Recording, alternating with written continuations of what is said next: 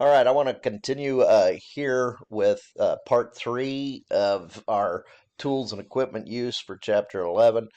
We ended talking about the different job specialties. I was mentioning about the maintenance specialist. We're going to go back in and talk more about that position. I do want to mention, depending on where you work, the maintenance specialist generally does have a much more active role in maintaining machinery and equipment. Although some places that duty also falls on line and falls to the actual machinist or the machine operator there as well, especially in terms of lubricating the machine, making sure all of your fluids and lubricants are taken care of every day, every morning, and of course becoming aware of the sounds that that machine and equipment makes as well, and communicating that back and forth between those different job specialties so that the maintenance specialist can know how to diagnose and repair the piece of equipment. So when we talk about the maintenance specialist, these are some of the things that a maintenance specialist should be kind of paying attention to. So communication, of course, of safety issues to any co-workers or other employees that might either be working on or around the machine, working with the machine, maybe even coming in the vicinity of that. Lockout, tagout is important for that, and making sure that employees are aware. So making sure that any type of monitoring or diagnostic devices are used and being used to make sure that the equipment is operating correctly. Of course, there is an element there to help new employees or maybe even provide some cross training on maintenance jobs there as well to make sure that everybody is doing their part to keep everything up and going. The maintenance plan and communicating that, especially if it's a new process to both coworkers or new employees. So, reading those maintenance manuals to make sure that you know how to set up the equipment and troubleshoot problems. Oftentimes, you might even have to go back and refer back to the maintenance manual to diagnose or to figure out where you need to look for problem solving issues that might arise. And of course, interacting with the actual person who is using that machine or that piece of equipment most frequently so that they're aware of safety methods and that you can also get feedback that would help you as a maintenance specialist to diagnose and make sure that any problems are being addressed there as well. So all of these are areas where maintenance specialists kind of have a special role and need to be on top of things, maybe in some cases even more than the actual machine operator themselves. Let's talk now about the work environment. So, as a machine operator, or you're going to be using tools and equipment at the site, so or what we refer to as a job site, those might be in the form of either a workstation or a work cell. So, let's talk about what the difference is. Workstation, of course, is where a specific task is done. So, in terms of CAD, if you're programming some of the machines, so you're going to have individual workstations set up. They might be in an office. They might be kind of next to a machine or in some other area where you're going to go and specifically sit down to work on and program those machines. So, and it's going to be definitely a designed area that's going to keep all your tools and equipment where you can uh, get access to them and where it's not going to cause a whole lot of strain on yourself or other workers. Work cell is typically a small group of people or equipment so that are used to work together in coordination to help get a production of a part or product out from start to finish. So, work cells in my history started to come in place in the mid 1990s. When I first started working, pretty much there was one machinist to one machine. Over all of the years, things started to get rearranged. We started to apply work cells. where a work cell went from one machine to maybe two machines. Maybe it was two lathes next to each other, and you had one CNC machinist that would basically set up both machines and keep both machines running. But they'd do a first operation in the one, transfer second operation to the other, and they would kind of keep that process going. By the time I ended, some of those work cells were three machines, where it was first, second, third operation, or maybe you had two lathes and a mill kind of set up in a U shape where you could, especially on jobs that took two turning operations and one milling operation, where it could be kind of moved through from start to finish and come out of the work cell as work complete. So that was one way that work cells were implemented there. And now it's very common to have those in the work environment.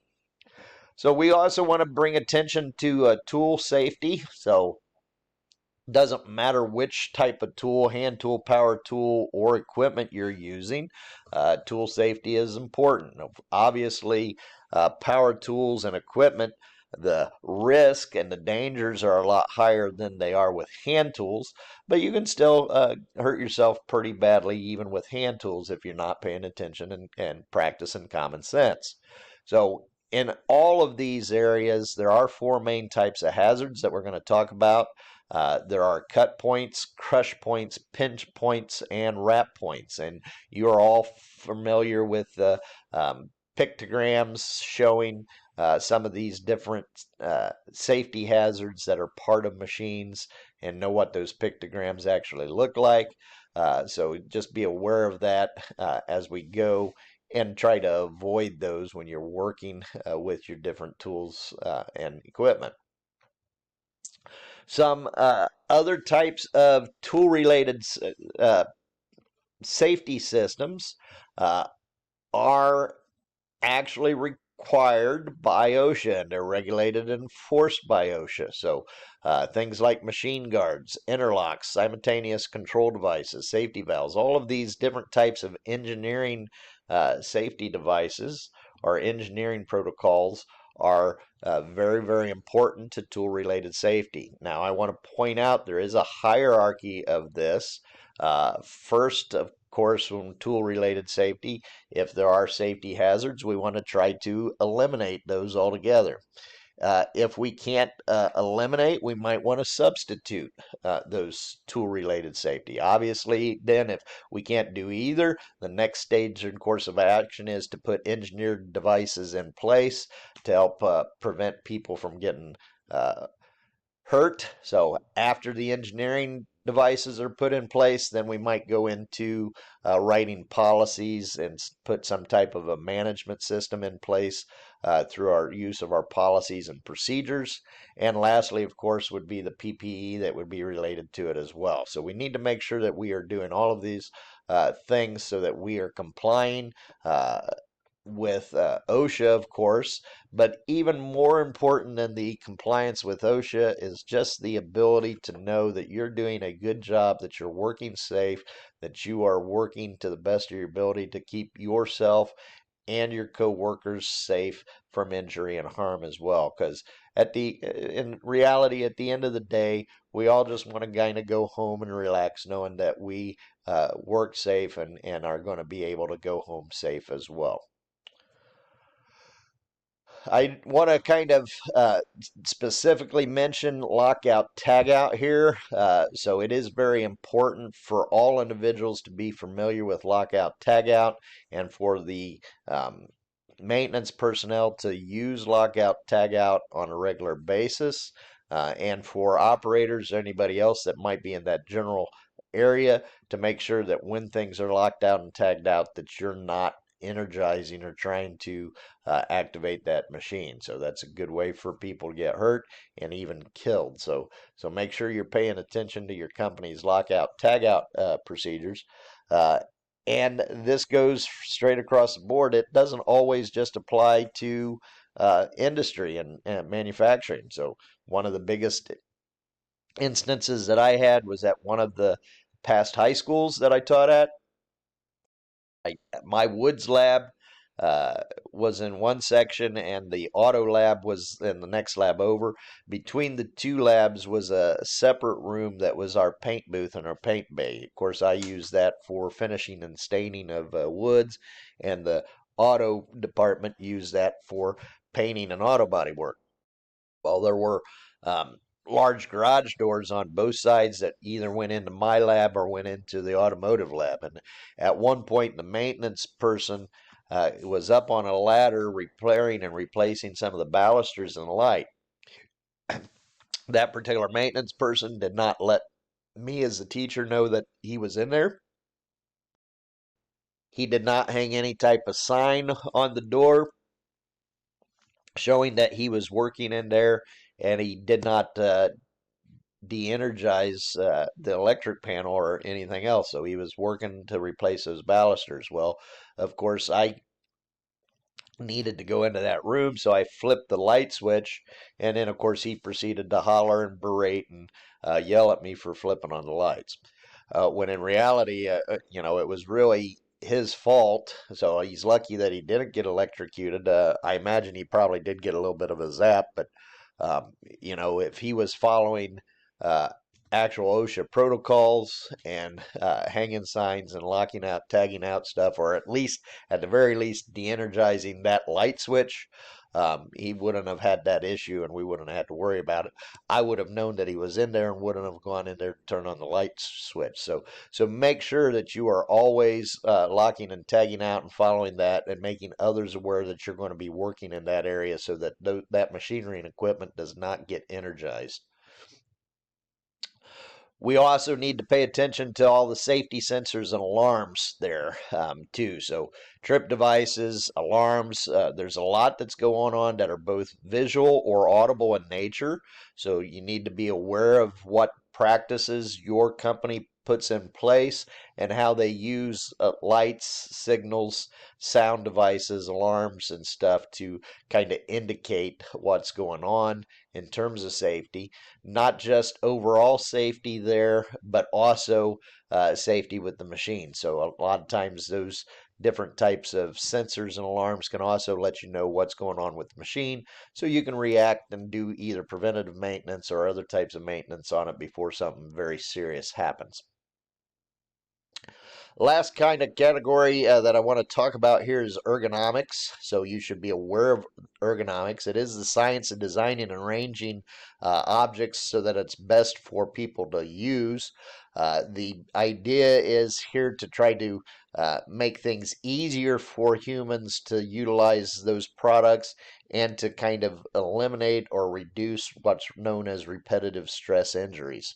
So those repetitive motions, exertions, vibrations, awkward standing positions, um, anything that is done over and over again repetitively can cause long-term chronic pain, arm and hand stiffness, or tingling sensations, leg and back injuries as well. So the practice of ergonomics is making sure that you are using your body in a way that is not going to overstress your muscles and other systems, to basically help you make it through the workday. So, there is a right way and a wrong way to stand. So when you're using tools and hand tools, and if it feels awkward, you probably need to find a better way to do that. So keep that in mind. Even something as simple as standing on concrete all day versus putting a floor mat down and standing on the mat can be make a world of difference on your foot and knees and hip joints, and be more ergonomically advantageous to your body, working long 8-hour, 10-hour days like most manufacturing places. So think about all the ways that you bend or turn your back, your body, your hands, your arms, that range of motion. So it's good practice. Make sure that you are in full command, and remember, if it feels awkward or something doesn't feel right, most likely it is, and there's probably a better way to go about doing that particular task. Now, I'm going to stop part 3 here, and we're going to come back for the last portion of this particular lecture, where we get into routine maintenance and different types of maintenance programs that are out there related to tools and equipment maintenance.